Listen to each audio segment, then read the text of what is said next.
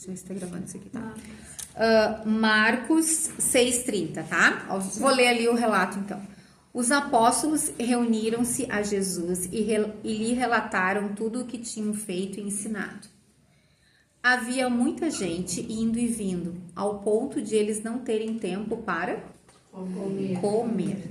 Jesus lhes disse: venham comigo para um lugar deserto e descansem um pouco.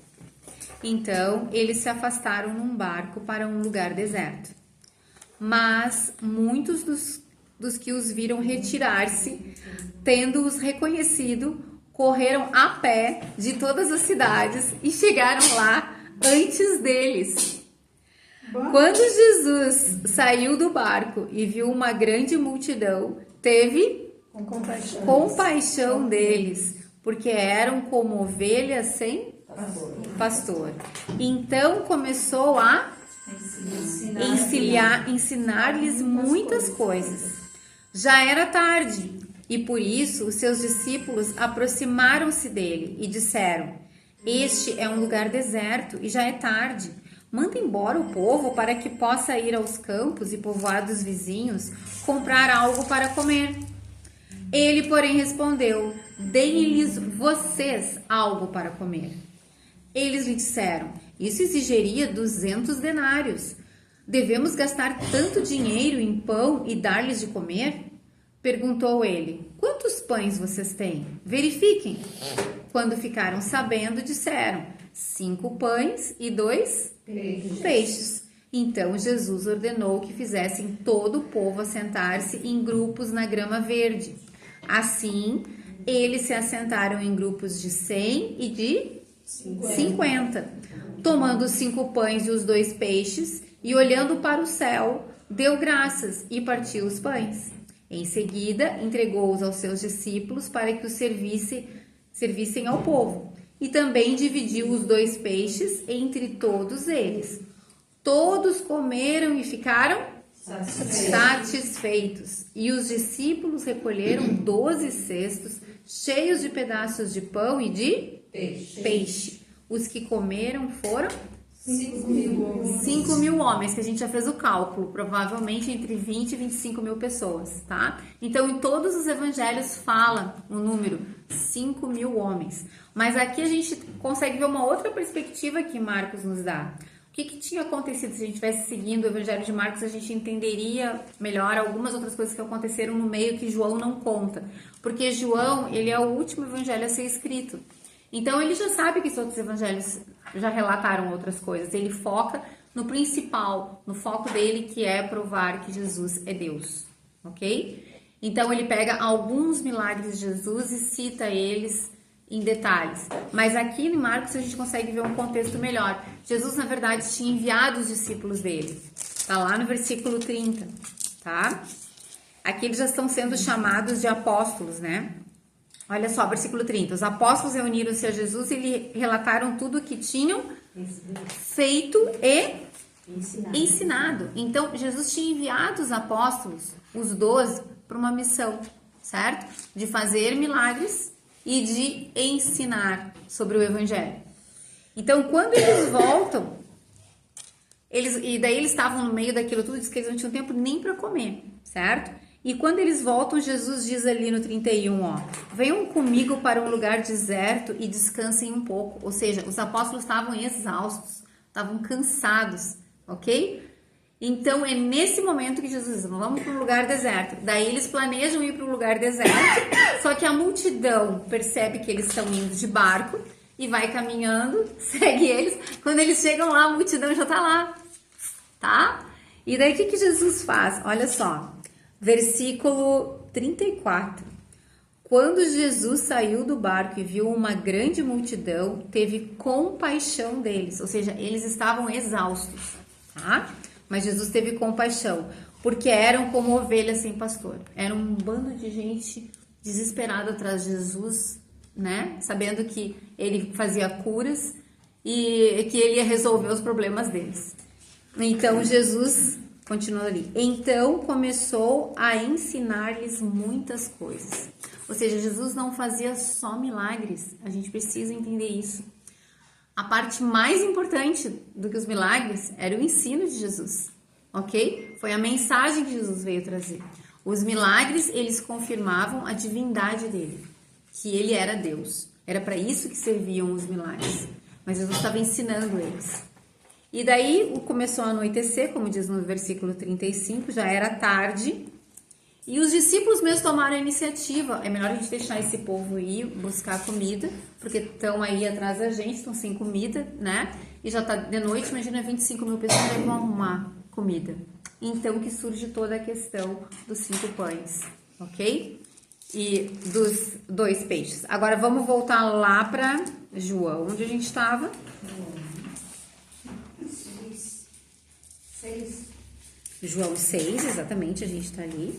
Todo mundo achou? Vou pegar. João 15, né? João 6. Como eu não consegui achar lá? 6 já. Versículo 6. Olha, que rapidinho, hein? Tô vendo aqui, ó, só um pouquinho. Achou aqui João 6 já? Bem. Você que vê a Bíblia toda marcadinha. Parabéns. Bota 10 para pegar uma estrelinha. João 6. Tudo bem, então lá no João 6, a gente foi até o versículo 15, mas eu quero começar do 14. Então, João 6, 14, tá? Depois de ver o sinal miraculoso que Jesus tinha realizado. Qual foi o sinal miraculoso que Jesus tinha realizado? A multiplicação dos pães, tá? Então, a multiplicação não é dar comida, foi a multiplicação, porque ele poderia pegar uma comida que já existia e dar. Mas não, Jesus, a gente fala multiplicação, mas eu gosto de deixar bem claro, é a criação da comida, certo? Porque Jesus criou comida, ok? Ele agradeceu a Deus e com as mãos dele, ele ia tirando ali os pedaços e aquilo não acabou porque ele estava com as mãos dele ali criando comida para 25 mil pessoas. E todas ficaram muito satisfeitas, ok? Então, depois de ver o sinal miraculoso que Jesus tinha realizado, o povo, a multidão, começou a dizer: sem dúvida, este é o profeta que devia vir ao mundo. Ou seja, eles reconheceram por causa do sinal miraculoso, por causa do milagre de Jesus, que Jesus era o profeta. Quem é o profeta? É aquele de quem Moisés falou. É o Messias. Então, eles conseguiram identificar isso, ok? 15. Sabendo Jesus que pretendiam proclamá-lo rei à força. Jesus sabia o que estava na mente dessas pessoas e eles sabiam que eles estavam dispostos a fazer de Jesus o rei deles, tá? Só que Jesus, ele não veio na sua primeira vinda para ser o rei político de Israel, tá? Então, o que Jesus faz? Sabendo Jesus que pretendiam proclamá-lo rei à força, retirou-se novamente sozinho para o monte. Ou seja, ele não permitiu que eles chegassem até ele e que eles o pegassem à força. Já pensou pegar a pessoa e sequestrar Jesus? Né? Eles queriam de qualquer forma que Jesus fosse rei deles. E isso mostra o coração deles. Essa multidão, ela estava em busca de recursos para essa vida terrena, certo? Eles estavam em busca de um rei que suprisse as necessidades físicas deles. Só que a mensagem de Jesus era que ele veio suprir a necessidade fundamental de todo ser humano, que é salvar as pessoas do inferno, salvar as pessoas da ira de Deus. Ele veio para ser morto, ele veio para ser sacrificado no nosso lugar, o lugar que nós merecíamos, que toda a humanidade merecia, que era receber a ira de Deus e morrer eternamente indo para o inferno. Foi esse lugar que Jesus veio ocupar na cruz, ok? Ele fez esse milagre para que eles crescem que ele era Deus e para que eles crescem no que ele estava ensinando. Jesus foi a pessoa que mais ensinou sobre inferno. Porque, claro, ele veio morrer exatamente para que a gente não vá para o inferno. A gente precisa entender isso. Se a gente não entender isso, a gente jamais vai entender o presente de Deus, que é a salvação. A gente vai pensar, eu não preciso de salvação. Salvação para quê? no momento que a gente entende que nós somos pecadores e que nós não temos como ser perfeitos como Deus exige que a gente seja, ok? Nesse momento, a gente entende que a gente precisa de um Salvador. E a pregação de Jesus era essa. Ele veio dar vida eterna. Ele não veio para ser o rei político de Israel naquele momento. Mas Jesus vem, a sua segunda vinda. Tem a segunda vinda, que está escrita na Bíblia também, tem profecia sobre isso. E na segunda vinda, ele vem sim, para ser um rei político em Israel. E ele vai reinar sobre todo mundo. Todas as nações o obedecerão nesta terra. É isso que a Bíblia ensina, ok? Continuando então, agora a gente vai ler o próximo trecho, que é a sequência desse, que é uma história que eu tenho certeza que todos vocês conhecem. Então, versículo 16, tá? O título ali é Jesus anda sobre as águas. Ao anoitecer, seus discípulos desceram para o mar, entraram num barco e começaram a travessia para Cafarnaum. Já estava escuro e Jesus ainda não tinha ido até onde eles estavam. Soprava um vento forte e as águas estavam agitadas. Depois de terem remado cerca de 5 ou 6 quilômetros, viram Jesus aproximando-se do barco, andando sobre o mar. E ficaram aterrorizados. Mas ele lhes disse: sou eu, não tenham medo. Então resolveram recebê-lo no barco e logo chegaram à praia para a qual se dirigiam. Muito bem, até aqui. Até o versículo 21. Quer dizer que se nós enxergar Jesus no nosso meio, nós vamos ficar aterrorizados. Não, é pelo poder. Assim, eu ficaria aterrorizada se eu visse uma pessoa caminhando em cima da água, ainda mais no meio de uma tempestade. Não que não esteja caminhando em cima da água. Sim. Mas se ele chegar a uma distância ali, sim, eu acho que a gente não...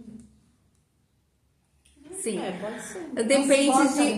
Depende de como Jesus se apresentar para nós, Depende de como né? que a gente está espiritualmente também. Né?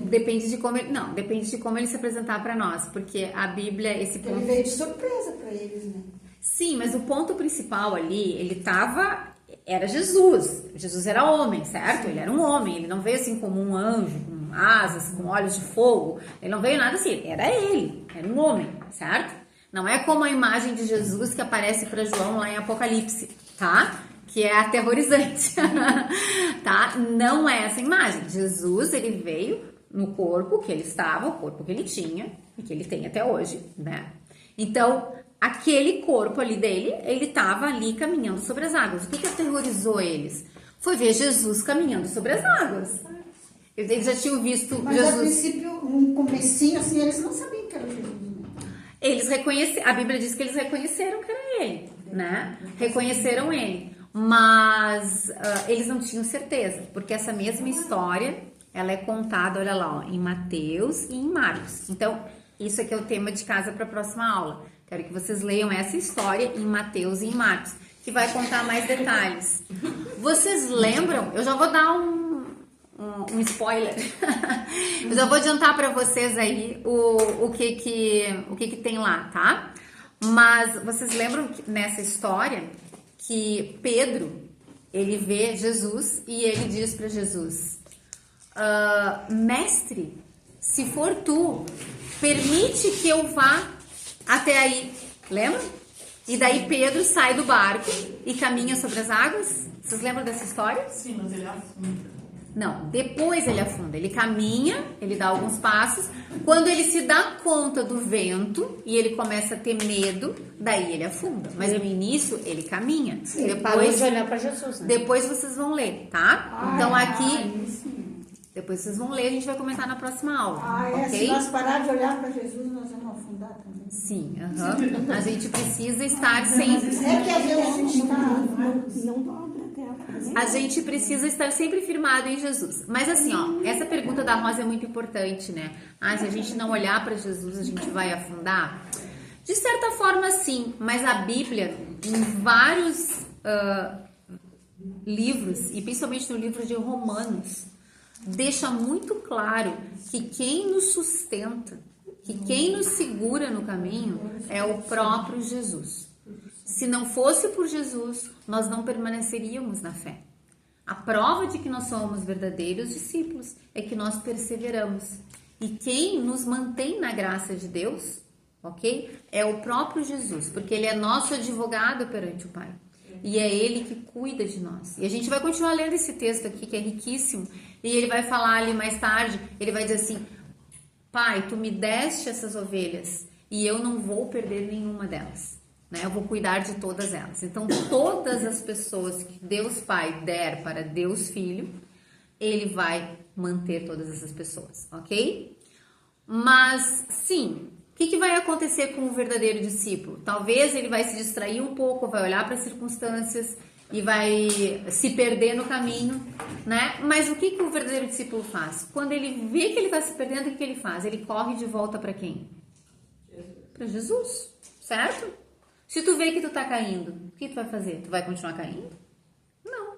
Tu conhece Jesus? Tu vai voltar para Jesus e dizer: Jesus, me salva, Jesus, me ajuda. Tu vai clamar por Jesus e ele vai te ajudar, certo?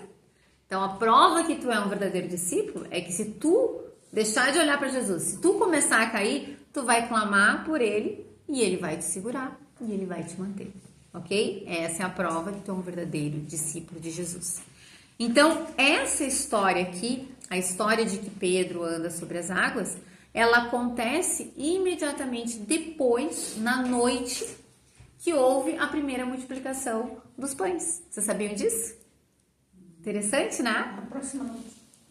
Isso, lembra assim, ó, eles chegaram lá, estavam cansados, daí Jesus passou o dia curando, ensinando eles, chegou a entardecer, os apóstolos ficaram preocupados com as pessoas que estavam ali, que não iam ter o que comer. Jesus disse assim: não, verifiquem o que tem aí.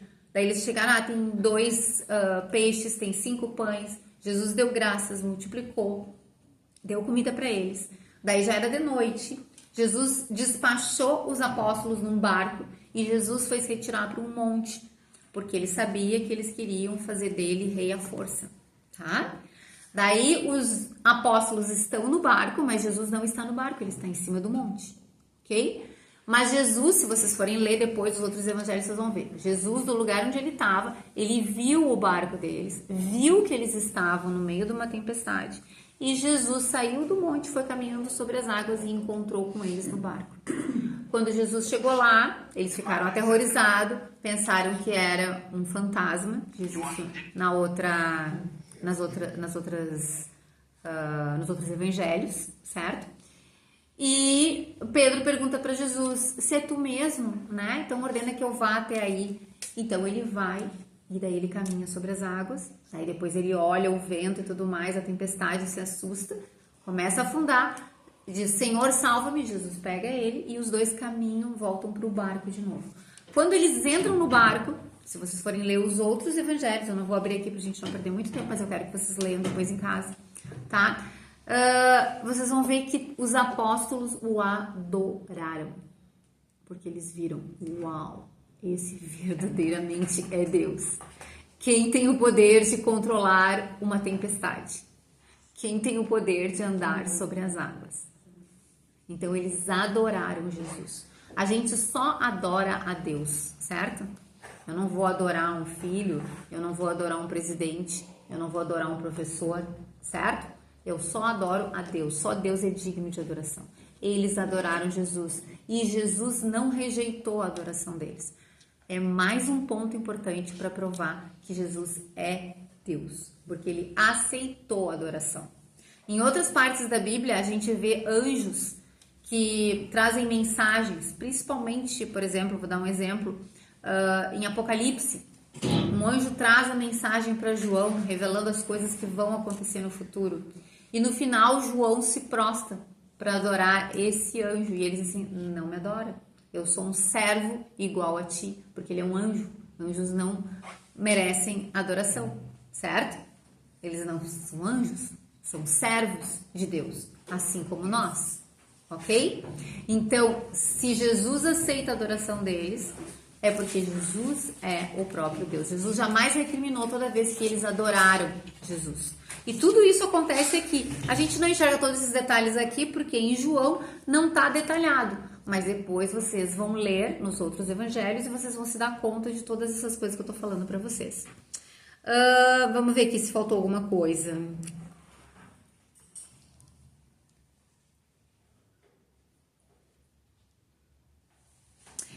Então é isso, vamos pro 22 agora. No dia seguinte, a multidão que tinha ficado no outro lado do mar percebeu que apenas um barco estivera ali e que Jesus não havia entrado nele com os seus discípulos, mas que eles tinham partido sozinhos. Então, alguns barcos de Tiberíades aproximaram-se do lugar onde o povo tinha comido o pão após o Senhor ter dado graças. Quando a multidão percebeu que nem Jesus nem os discípulos estavam ali, entrou nos barcos e foi para Cafarnaum em busca de Jesus. Então, o que João está descrevendo aqui? Está escrevendo o seguinte, que aquela multidão, ela achava que Jesus ia estar ali, e eles continuaram ali, porque, de certa forma, eles estavam esperando mais milagres de Jesus. Eles queriam o café da manhã, né? Certo? Jesus já tinha dado a janta para eles. Eles queriam agora que Jesus continuasse. Gente, é muito provável isso. Eles queriam fazer de Jesus rei à força. Lembram disso? Puxa, ele tem o poder de curar. Ele tem o poder de fazer comida. Então, ele vai ter que nos servir. Ele vai ter que cuidar de nós. Vai resolver todos os nossos problemas de saúde. Vai resolver todos os nossos problemas de alimentação. Ele vai nos servir como rei. Essa é a mentalidade do falso discípulo. O falso discípulo de Jesus, ele quer Jesus pelo que Jesus pode dar para ele. Ele quer usar Jesus. Ele não quer saber das palavras de Jesus. Ele não quer saber do ensinamento de Jesus, certo? Ele quer usar Deus. E muitas pessoas são assim. A maioria das pessoas que se dizem cristãs, que dizem seguir Jesus, elas não querem Jesus por quem ele realmente é. Tanto que quando elas começam a estudar a Bíblia e entender o que Jesus ensinou, elas dizem assim, mas eu não concordo com isso. Mas isso não é bem assim. Elas rejeitam a palavra de Jesus. Elas querem os milagres de Jesus. Elas querem o que a alma carnal delas deseja. Elas querem as coisas desta vida, certo? Mas elas não querem a vida eterna que Jesus veio trazer. Lembra que a gente está estudando desde o início do livro de João? Jesus está sempre prometendo vida eterna. Foi isso que ele prometeu para Nicodemos, foi isso que ele prometeu para a mulher samaritana e para os samaritanos, ok? E é isso que ele vai prometer aqui de novo, com o sermão que ele vai fazer depois, que é o sermão de que ele é o pão, certo? Que desceu do céu, ok? Então, essas pessoas, elas estão lá porque elas querem o café da manhã, elas querem continuar sendo alimentadas por Jesus, mas Jesus não está mais lá. Então, o que eles fazem? Eles vão para o outro lado do rio, que é lá em Cafarnaum. Eles sabem que Jesus vai estar lá. E eles se dirigem para lá. E daí conta uma história muito interessante aqui, ó, no 23. Alguns barcos de Tiberíades aproximaram-se do lugar onde o povo tinha comido o pão após o Senhor ter dado graças. Os estudiosos acham, muito provavelmente, a notícia que Jesus multiplicou, que Jesus criou toda aquela comida para 25 mil pessoas, acabou se espalhando. Alguém foi caminhando até lá e contou, porque eles estavam até lá, eles chegaram lá sem barco, lembram? Eles chegaram lá caminhando. A gente viu isso lá no Evangelho de Marcos. Jesus chegou de barco, mas eles chegaram caminhando. Daí tinha um barco. Jesus despachou os apóstolos no barco, mas Jesus ficou no monte. Tá? No outro dia de manhã eles viram que o barco não estava lá e nem Jesus estava mais lá, porque lembra que Jesus durante a noite foi até o barco no meio da tempestade, caminhando sobre as águas. E nesse meio tempo chegaram outros barcos de Tiberíades. Provavelmente a notícia se espalhou e mais gente veio atrás de Jesus. Não, vamos fazer desse homem rei, é ele que vai resolver nossos problemas e vai ter que ser, e é isso aí. E então eles se dão conta que Jesus não está lá, que os apóstolos não estão lá. Então, todo mundo entra nesses barcos que já tinham vindo, aquela multidão toda, e eles vão todos lá em direção a Cafarnaum, porque eles sabem que lá é, de certa forma, o quartel-general do ministério de Jesus na Galileia, ok? Então, deixa eu ver como é que a gente está de horário. A gente tem alguns minutinhos. Eu vou começar esse novo trecho aqui, porque ele é bem grande. Eu tenho medo, se eu deixar tudo para a próxima aula, a gente não consiga ver tudo. Então, eu vou começar para ajudar uma introdução, tá bom? Jesus, o pão da Vida. Versículo 25. Quando o encontraram do outro lado do mar, perguntaram-lhe: Mestre, quando chegaste aqui? Jesus respondeu: A verdade é que vocês estão me procurando não porque viram os sinais miraculosos, mas porque comeram os pães e ficaram satisfeitos. Vocês estão me procurando porque vocês querem alguém para alimentar vocês. Estão procurando porque vocês querem os benefícios de me seguir. 27. Não trabalhem pela comida que se estraga, mas pela comida que permanece para a vida eterna. É muito importante a gente enfatizar isso. Jesus está pregando sobre a vida eterna, não está pregando sobre essa vida aqui. Essa vida aqui, ela vai passar para todo mundo, passa muito rápido, tá? Ou seja, a nossa esperança não é essa vida aqui. A gente busca Jesus porque a gente quer a vida eterna, a qual o Filho do Homem lhes dará. Ou seja, quem pode dar a vida eterna é só o Filho do Homem. A gente já aprendeu isso nas aulas anteriores. O Filho do Homem é Jesus. É a denominação que Jesus dá a si mesmo e os judeus entendem perfeitamente, porque está ligado àquela visão lá que Daniel teve. A gente já viu esse texto também. Deus, o Pai, nele colocou o seu selo de aprovação. 28. Então lhe perguntaram: o que precisamos fazer para realizar as obras que Deus requer? Jesus respondeu: a obra de Deus é esta. Qual é a palavra que tem ali? Crer. Crer naquele que ele enviou. Quem é que Deus Pai enviou? Jesus. Jesus. A obra que Deus requer de cada pessoa nesse mundo é crer naquele que ele enviou. É crer em Jesus que o Deus Pai enviou. É crer no Deus Filho que o Deus Pai enviou. É isso que Deus requer. 30. Então lhe perguntaram: que sinal miraculoso mostrarás para que o vejamos e creiamos em ti? Que farás? Gente, isso aqui, uma expressão bem gaúcha, né? É de cair os butiá do bolso. Gente, Jesus tinha acabado não, um dia antes, na noite anterior, Jesus tinha alimentado 25 mil pessoas. Criado comida para 25 mil pessoas. Antes disso, Jesus já tinha curado os doentes. 25 mil tinha ali, certamente não era todo mundo doente, mas devia de ter muitos doentes ali. E daí eles fazem essa pergunta para ele: que sinal miraculoso mostrarás para que o vejamos e creiamos em ti? Ou seja, tudo que Jesus fez ainda não foi suficiente para eles crerem em Jesus? Para eles crerem que Jesus é Deus? Vocês percebem? Eles são falsos discípulos. Eles querem usar Jesus. Eles não querem assim: ah, não, tu fez o milagre, tá, agora a gente crê. Não, a gente quer que tu continue fazendo pra gente ter certeza que tu é, porque, né, daí tu é Deus mesmo. Agora, se tu parou, né, se tu fez ali, agora parou, eles estão buscando satisfazer as suas necessidades físicas, não as suas necessidades espirituais.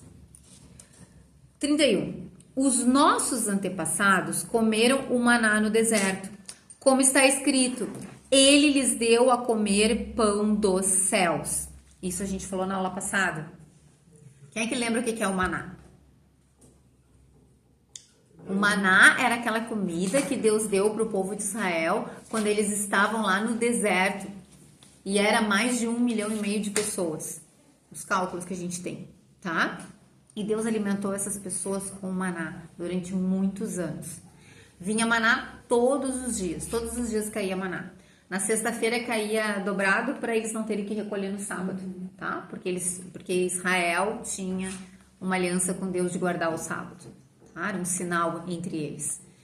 Mas todos os dias, né, digamos assim, de domingo a sexta, caía maná para eles. Então, o que eles estão dizendo aqui para Jesus? Tu nos deu uma janta. Moisés no deserto, ele deu para nós maná todos os dias, durante muitos anos. E tu nos deu uma janta para 25 mil pessoas. Moisés alimentou mais de 1,5 milhão de pessoas. Olha, gente, que coisa horrível, né? Que desaforo, diríamos assim. tratar Deus dessa forma, né? Mas é assim que o ser humano é, ingrato com tudo que Deus lhe dá. Sempre acha que merece mais, que Deus deveria lhe dar mais. É como um filho ingrato, né? Que o pai se mata por ele e o filho não reconhece nada, certo? Então, vocês percebem aqui a jogada deles? Eles estão manipulando, eles querem manipular Jesus. E o ser humano é assim, o ser humano quer manipular Deus. Já viram aquela história que... Isso tá cheio, é triste de ver, né? Pregadores que ficam dizendo, não, porque vende o teu carro, vende a tua casa, dá pra Deus, não sei o quê, porque Deus vai te dar muito mais, que Deus não sei o quê. Gente, eles estão usando isso pra, digamos assim, pressionar Deus. Olha só, eu dei tudo, então tu tem que me dar alguma coisa de volta. Deus não tem que dar nada. Ele não tem obrigação nenhuma, certo? Ele dá o que ele quer pra quem ele quer, do jeito que ele quer, quando ele quer. Ninguém pode manipular Deus. Ninguém, tá? Eles estão aqui tentando manipular Deus. E quando eles dizem assim, ai, dá o que tu tem melhor, que Deus sabe o que tu tem. Deus sabe o que tu tem ali. É o teu coração. É. Então, não precisa dessas coisas. Sim, Deus, Aí tu vai tirar um dia do teu aluguel e vai dar, né? E Deus nunca pediu isso na Bíblia. Deus só quer o né? coração da pessoa. Isso. E Deus quer que o que a gente tiver que dar, que a gente dê com alegria. Sim. Certo? Se tu tá num lugar de abundância, se Deus tá te abençoando, tu vai querer tudo pra ti. Não, eu quero comprar aquele carro que é o mais caro, quero comprar aquela roupa que é a mais cara. Puxa, tu não tá preocupado com o teu irmão, em ajudar o teu irmão? Então, se tu tem condições, tu não vai ajudar as outras pessoas na igreja de Deus, tu vai, claro que tu vai, entendeu? Mas Deus quer que tu dê com alegria. Deus não tá pedindo para aquela pessoa que não tem nada, certo? Dá tudo que ela tem. Não é isso é mentira, isso tá errado. Não é assim que funciona, tá? Mas eu só tô mostrando para vocês aqui como eles estão querendo manipular Jesus. Eles estão querendo manipular Jesus. Ou seja, em vez de ficarem gratos por tudo que Jesus fez por eles, eles estão jogando esse joguinho. Tu nos deu uma janta para 25 mil pessoas, mas Moisés, ele alimentou durante muitos anos mais de 1,5 milhão de pessoas. 31. 31 já li. 32. Declarou-lhes Jesus: digo-lhes a verdade, não foi Moisés quem lhes deu o pão do céu, mas é meu Pai quem lhes dá o verdadeiro pão do céu. O maná era um pão do céu, porque ele caía do céu, entenderam? Então dá pra dizer, maná era pão do céu. Mas coisa linda, não devia ser, né? Devia ser. E devia ser uma delícia, né? Eu penso assim, nada de Deus, eu de manhã abri a janela lá da minha área. Um monte de pãozinho, né? Coisa linda. Mas lembra que o povo reclamou, né? Sim. Não aguentavam mais. Eles queriam carne. Carne, eu quero carne, eu quero carne. Parece até alguém que eu conheço. Então, não foi Moisés, mas verdadeiro pão do céu. Mas é meu Pai quem lhes dá o verdadeiro pão do céu. 33. Pois o pão de Deus é aquele que desceu do céu e dá vida ao mundo. Então, aqui ele está falando dele. Ou seja, o pão de Deus é aquele que desceu do céu. Jesus, ele é Deus. Ele estava no céu e ele se humilhou, se tornando homem. Tá? Ele desceu porque essa era a vontade do Pai. Ele desceu do céu porque essa era a vontade do Pai. Ele veio fazer a vontade do Pai. Ele veio cumprir a missão do Pai. Então ele diz: o pão de Deus é aquele que desceu do céu, o próprio Jesus, e dá vida ao mundo. Jesus é o único que tem o poder de dar vida, porque ele é Deus. E é ele que tem o poder de dar vida ao mundo, porque a Bíblia diz que o mundo está morto. As pessoas estão todas espiritualmente mortas. Elas só vão ter vida quando Jesus der a vida para elas. E é isso que Jesus veio fazer na terra. Ele veio dar a vida. Como é que ele foi capaz de dar a vida? Morrendo na cruz, no nosso lugar, recebendo o castigo que nós merecíamos, para que agora todo aquele que crer nele possa ter a vida eterna, tá? Eu vou parar por aqui e daí a gente vai continuar na semana que vem o 34, tá bom?